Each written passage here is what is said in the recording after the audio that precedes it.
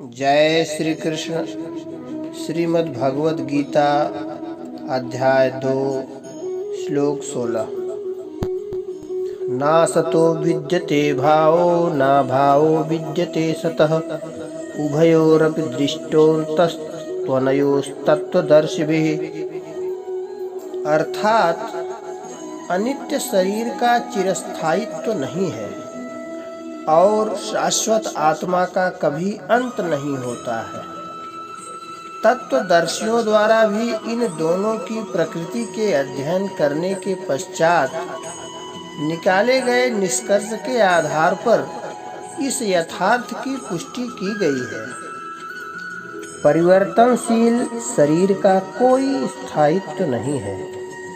आधुनिक चिकित्सा विज्ञान ने भी यह स्वीकार किया है कि विभिन्न कोशिकाओं की क्रिया प्रतिक्रिया द्वारा शरीर प्रतिक्षण बदलता रहता है।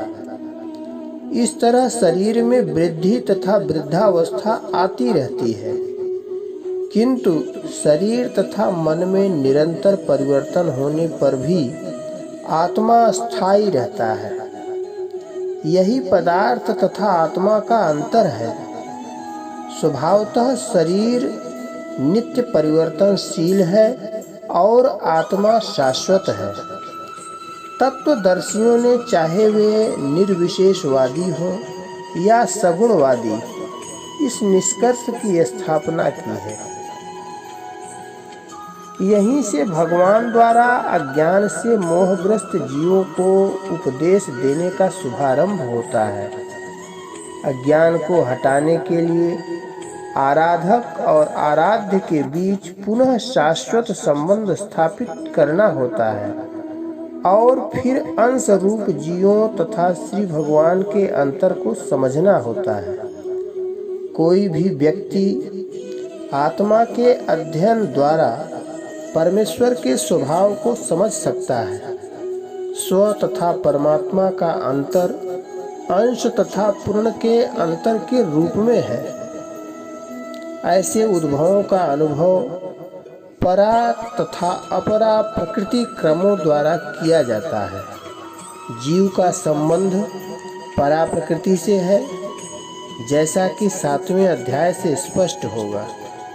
यद्यपि शक्ति तथा शक्तिमान में कोई अंतर नहीं है, किंतु शक्तिमान को परम माना जाता है और शक्ति या प्रकृति को गौण।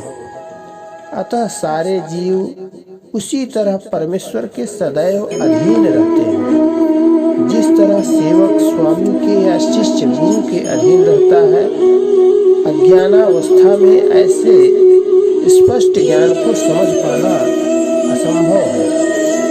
अतः ऐसे अज्ञान को दूर करने के लिए सदा सर्वदा के लिए जीवों को प्रबुद्ध करने हेतु भगवान भगवद गीता का उपदेश